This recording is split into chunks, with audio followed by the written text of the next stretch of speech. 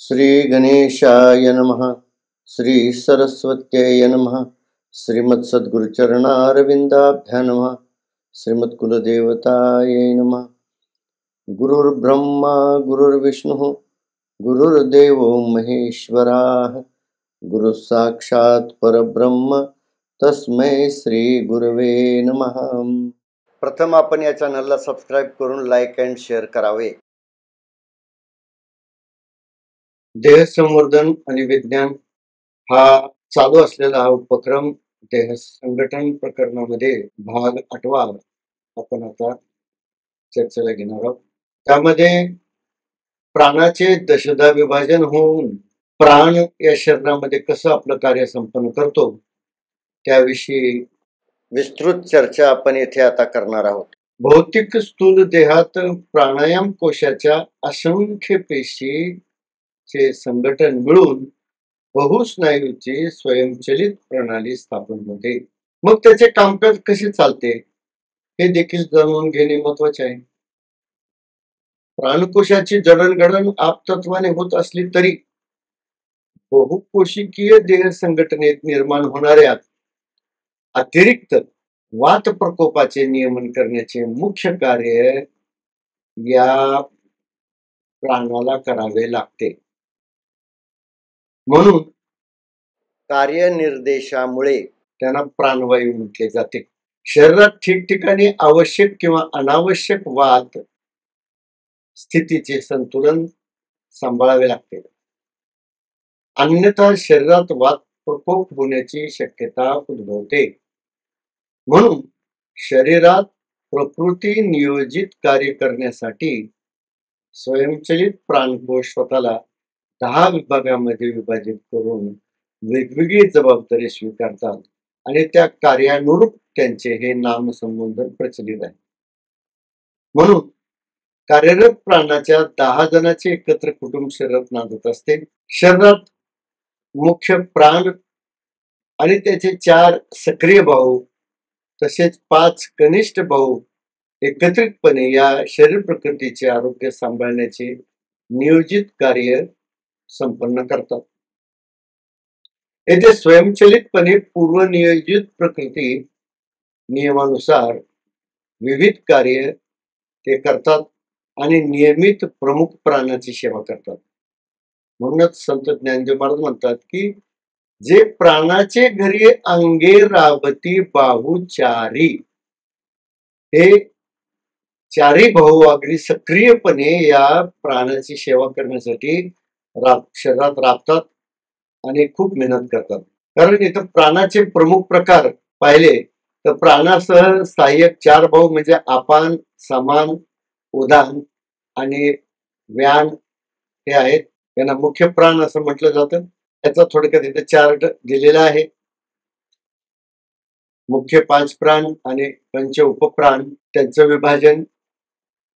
प्राण ह्या फुफ्फुसाच्या ठिकाणी कार्यरत असतो, रक्तशुद्धीकरण त्याचं कार्य आहे। अपान गुदद्वाराच्या ठिकाणी स्थापित असतो, मलविसर्जन हे त्याचं कार्य आहे। समान नाभिस्थानी स्थित असतो, त्याचं अन्नरस आणि शोषण हे प्रमुख कार्य आहे। उदान हा कंठस्थानी असतो, वाणी आणि घास गिळणे या क्रिया तो एक करत असतो। आणि व्यान हा त्याचा संपूर्ण शरीर संचार असतो आणि प्रत्येक संधीच्या ठिकाणी, सांध्याच्या ठिकाणी याचं कार्य स्नायूच्या हालचाल करणे आणि हातापायाची हालचाल करणे, सांध्याची हालचाल करणे असते। पंचउपप्राणाचे सुद्धा हे कनिष्ठ भाऊ असले छोटी छोटी कार्य आहेत त्यांची, पण तेही महत्वाचे आहेत।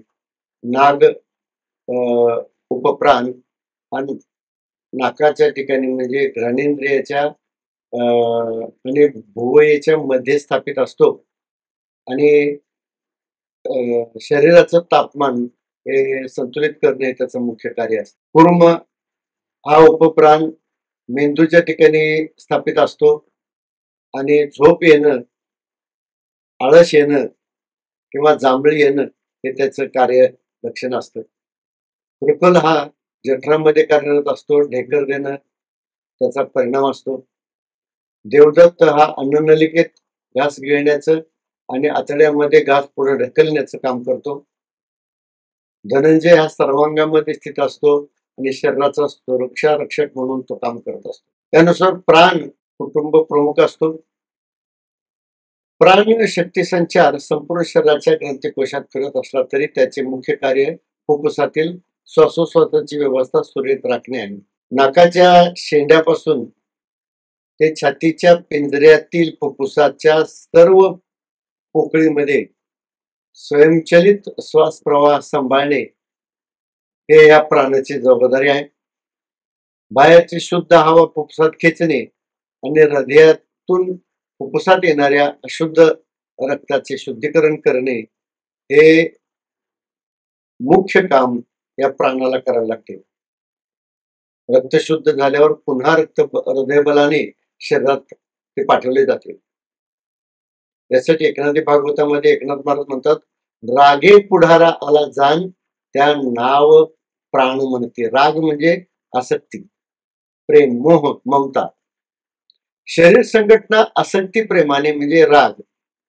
प्राणाचे मुख्य कार्य फुफ्फुसात शुद्ध हवा खेचून भरणे आणि रक्त शुद्ध करून शरीराचे चैतन्य दीर्घकाळ टिकून ठेवणे. फुफ्फुसात खेचलेल्या हवेचा वापर रक्त शुद्धीकरणासाठी होतो. हवेतील महत्वाचा घटक मदत करतो त्याला ऑक्सिजन म्हणतात. याच घटकाला प्राणवायू असे संबोधतात.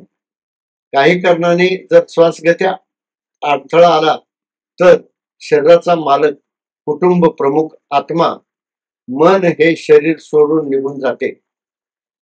तेव्हा शरीराचे बौद्धिक कार्य थांबते आणि मनाबरोबर बुद्धीसह आत्मा स्थूल शरीराला सोडतो.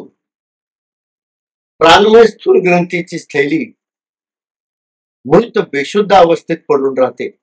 त्यामुळे मन शरीरात जखडून ठेवण्याचे आणि शरीराची सजीव जीवन स्थिती टिकवण्याचे मुख्य काम प्रकृतीने या प्राणावर सोपवलेलं आहे.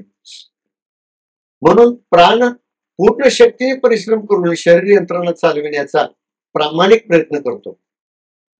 त्या अनुषंगाने संत ज्ञानदेव याचा उल्लेख करतात. अहो जीव येथ मुखिता वस्ती करू वाटे जाता आणि प्राणू हा बलवता म्हणून जागे. जोपर्यंत प्राण चैतन्ययुक्त आत्म्यासोबत जीव रूपे सहप्रवास करतो तोपर्यंत आत्म्याचा देहाधीन प्रवास चालू असतो. आत्मा सूक्ष्म अंगासह या देहात विश्रांती घेतो. आत्म्याचा सूक्ष्म देह मनात्मा स्थूल देह यंत्रात बसून प्रवास करणारा प्रवासी आहे. अधिष्ठित आत्मा स्थूल शरीरात दीर्घकाळ थांबण्यासाठी प्राण स्वतः कठोर परिश्रम करतो. कारण आत्म्याच्या सहवासात प्राणाला सुद्धा या शरीरात भौतिक जीवन जगण्याची संधी मिळते.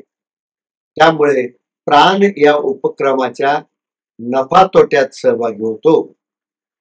म्हणून प्राण सतर्क राहून माया लोभाने या देहनगरीला दीर्घकाळ जिवंत सक्रिय ठेवण्याचे काम करतो.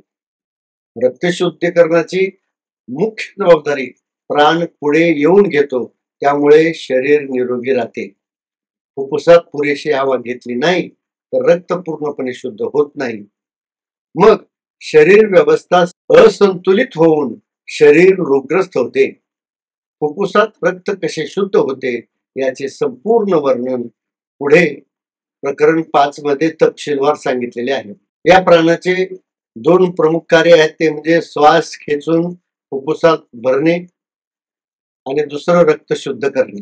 आता अपान वायू आणि त्याचं कार्य पाहायचं झालं तर अपान हा प्राणाचा भाऊ असून कार्योपरांत लक्षणामुळे त्याला वायू म्हणतात. लक्षात ठेवा, हा वायू प्रकार नाही. मुळात याची जडणघडण प्राणमय म्हणजे आप तत्वाच्या सहयोगाने होत असते. परंतु हा प्राणवायू किंवा प्राणमय कोश वायूचं नियंत्रण करतो, म्हणून यांना वायू असं प्रत्यय लागतो. शरीर यंत्र चालवताना आतड्याच्या नलिकेत अन्न घटकातील रासायनिक क्रियेने विकारी वायू उद्भवतो.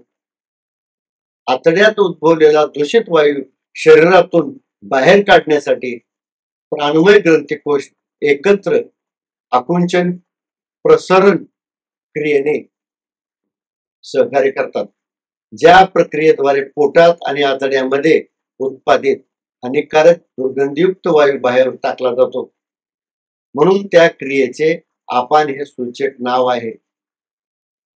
म्हणून शरीराच्या गुदद्वारातून दुर्गंधयुक्त आपान वायू बाहेर फेकला जातो, असं संत एकनाथ महाराज सांगतात.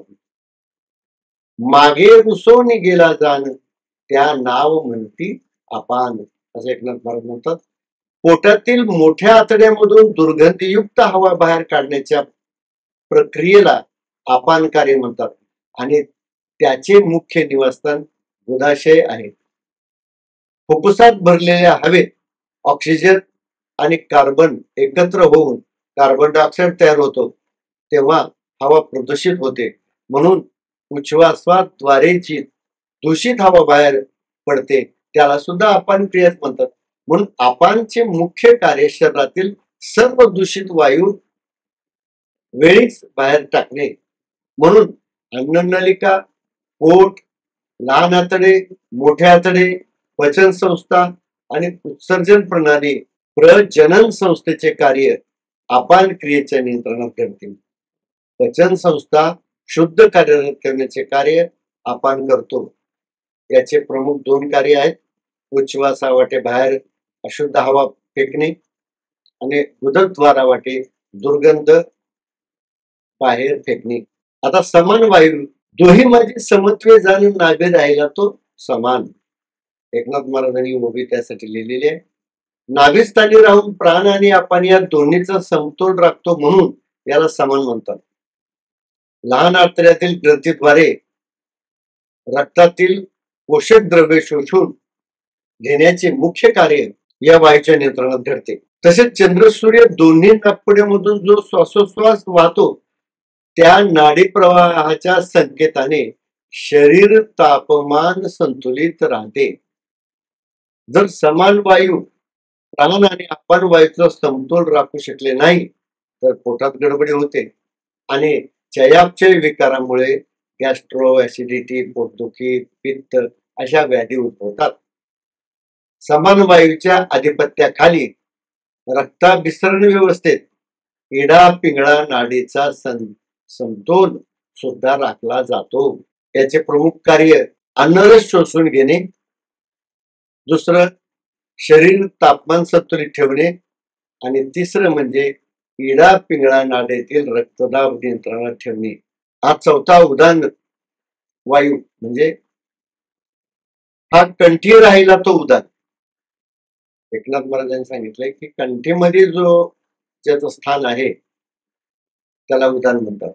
घसा आणि मेंदू क्षेत्रात विशुद्ध चक्राच्या ठिकाणी निवास करणाऱ्या उदान वायूचे नियंत्रण असते. उत म्हणजे घशाच्या वरच्या भागात संचार करणारा हा वायू जो जेवताना अन्न गिळण्यास मदत करतो, कारण येथे श्वासनलिका आणि अन्ननलिका सामायिक असते.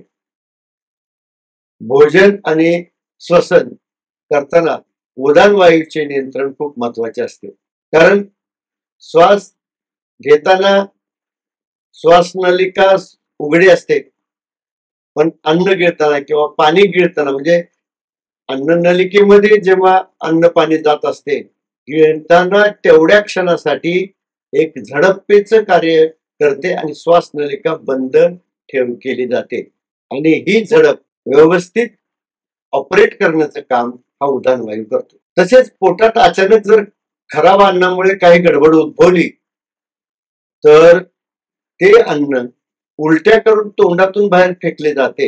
याच वायूच्या साहाय्याने मनुष्य परा, पश्यंती, मध्यमा आणि वैखरी चहुवाणीचा भेद करून वेगवेगळ्या स्वरांचा उच्चार करतो आणि उदान वायूच्या मदतीने बोलणे, गाणे आणि वादविवाद करणे शक्य होते. घशातील ग्रंथी हानिकारक थंड कोल्ड ड्रिंकच्या संपर्कात आल्याने या वायूच्या कार्यात व्यत्यय येतो. त्यामुळे घशातील ग्रंथी स्वसंरक्षणार्थ कफ तयार करतात आणि कफ उत्पत्तीमुळे श्वसन संस्थेच्या कार्यात अडथळा होतो. खोकला, सर्दी, निमोनिया किंवा श्वसन मार्गात अडथळा होणे, तेव्हा जीवात्म्याला प्राणांत धोका निर्माण होतो. उदान वायूच्या साहाय्याने उलट्या, गिळणे आणि श्वासोश्वास एकाच नलिकेतून होतात. हे तिन्ही कार्य एका झडपेच्या उघडझाप क्रियाकुशलतेने पार पडते. घशाचे स्वरयंत्र समान वायूच्या नियंत्रणात काम करते. तसे जे काही कार्य म्हणजे मुख्य कार्य म्हणजे अन्न नलिका आणि श्वास नलिकेची झडप, घास गिळताना उघडणे, अपच अन्न उलटी करून बाहेर काढणे, स्वरयंत्र नियंत्रित करून ध्वनी प्रक्षेपण करणे, कप नियंत्रण करणे. आता पाचवा जो आहे व्यान. व्यानाशी राहावयास स्थान असेल. शरीरात याला राहण्यासाठी कुठेही निश्चित असं स्थान नाहीये.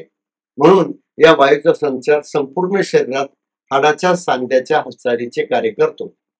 हा सर्व अवयव सांध्यात फिरतो. अद्यापि शरीरी जाण व्यानाशी नाही एक स्थान, तो सर्वांगी सर्वदा जाण परिभ्रमण करीतसे, एकनाथी भागवतात म्हणतात. स्नायू, अवयव आणि हाडांच्या सांध्याची हालचाल या व्यान वायूद्वारे नियंत्रित होते.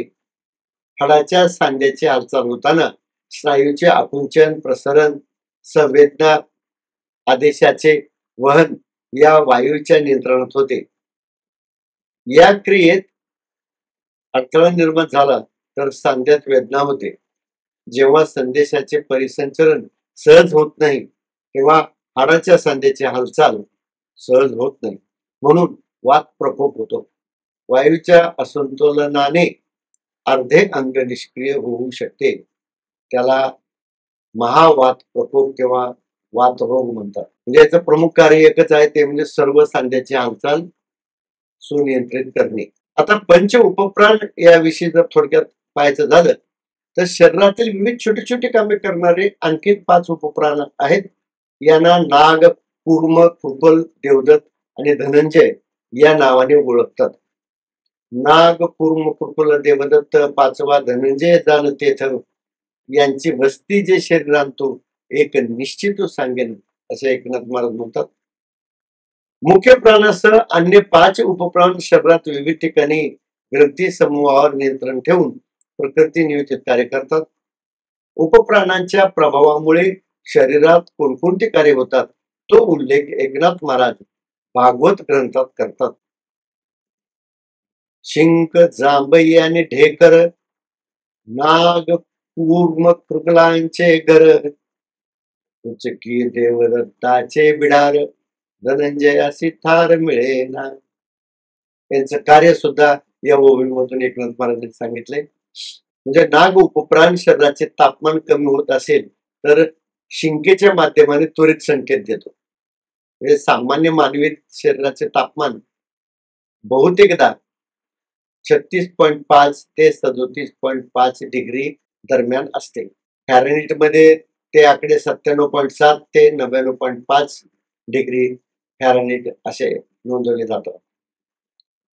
नाग उपप्राण 2 भुवया एकत्र येतात तेथे 2 नाकपुड्यांच्या पोकळीत आज्ञाचक्राच्या ठिकाणी चंद्रसूर्य नाडीतून वाहणारा श्वास बाह्य वातावरणाच्या तापमानामुळे शरीराचे तापमान कमी होते तेव्हा शिंक येते.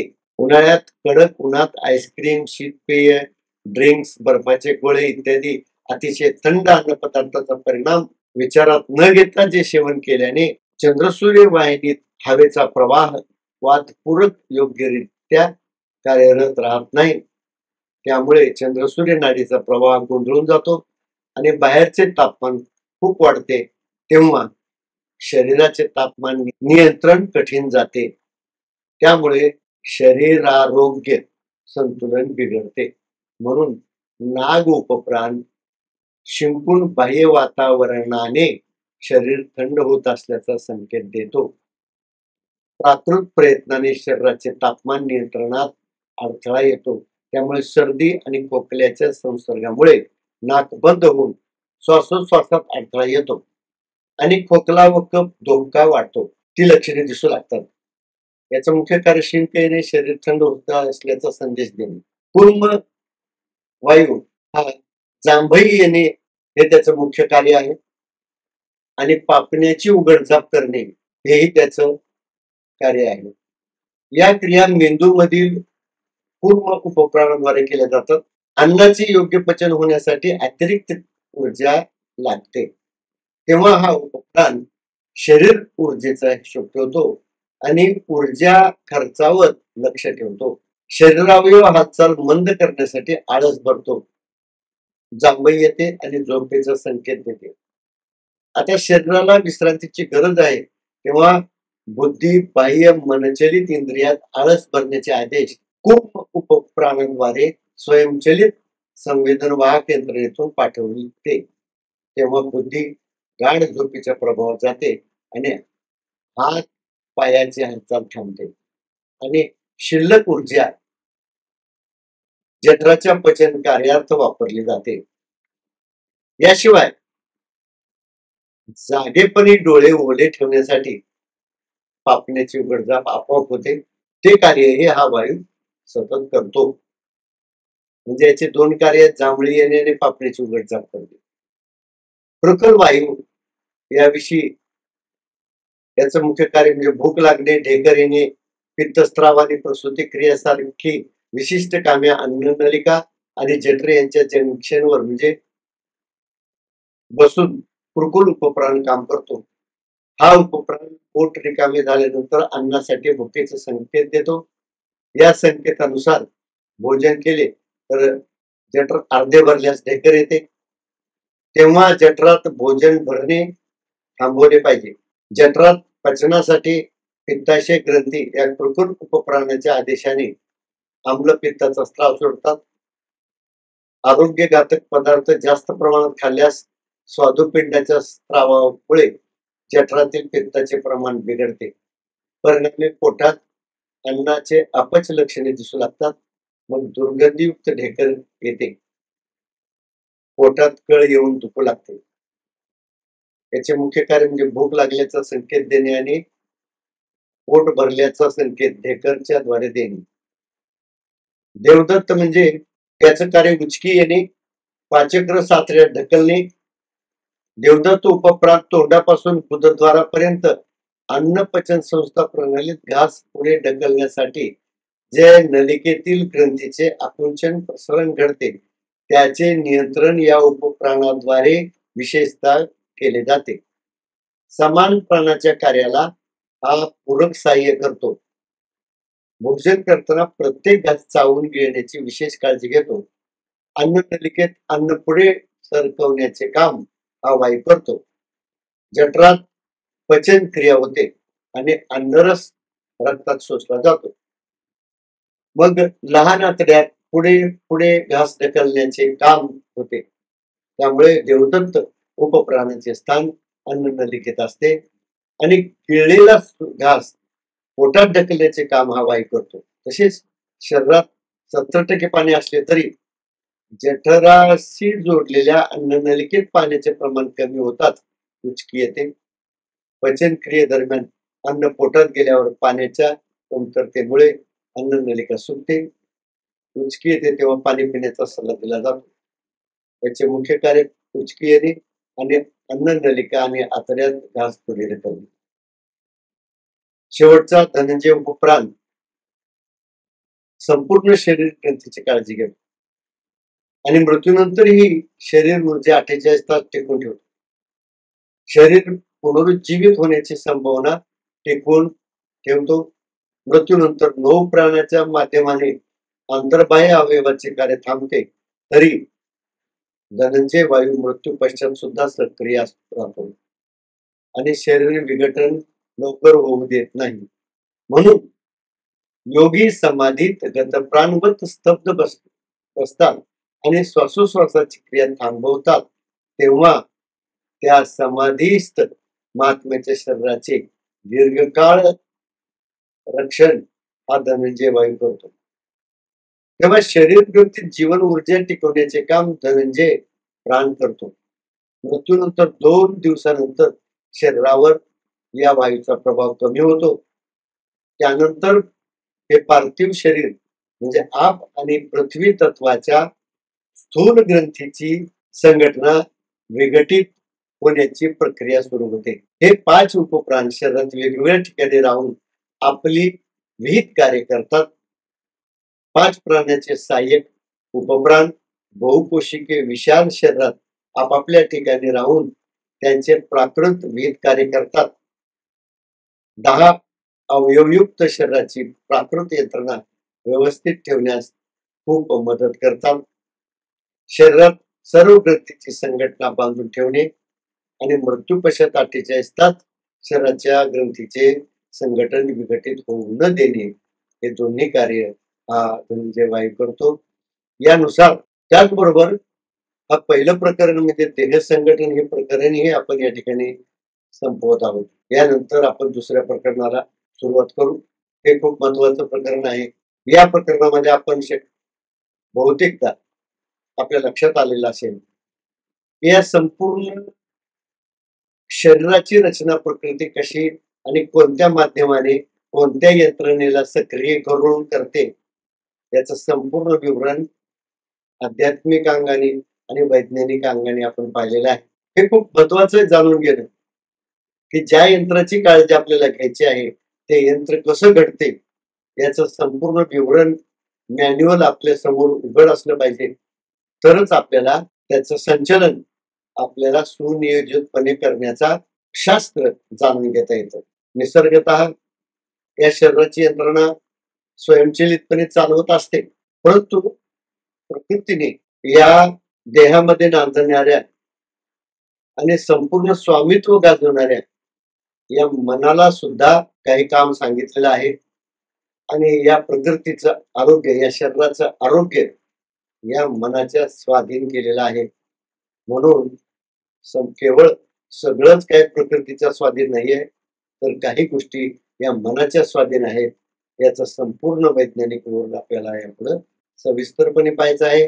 वैज्ञानिक दृष्ट्या समजून घ्यायचं आहे आणि आध्यात्मिक दृष्ट्या याचं संपूर्ण प्रबोधन गंभीरपणे जाणून घ्यायचं आहे आणि ज्ञान विज्ञानासह हे संपूर्ण शरीरशास्त्र आपल्याला समजून घ्यायचं आहे. एवढीच मी कळकळीची विनंती आपल्या वाचकांना करत आहे. हा उद्योग मी केवळ हे शास्त्र माझ्या श्रोत्यांना प्रेक्षकांना समजावं म्हणून स्वतः मी सांगत आहे. तरी त्यांनी याचा लाभ घ्यावा. या माझ्या व्हिडिओच्या नोटिफिकेशन वेळच्या वेळी मिळण्यासाठी सबस्क्राईब करून बेल आयकॉन दाबावं आणि आवडल्यास लाईक आणि इतरांना शेअर करावं हे मी त्यांना विनंती करतो आणि इथंच मी हा भाग थांबवतो. धन्यवाद.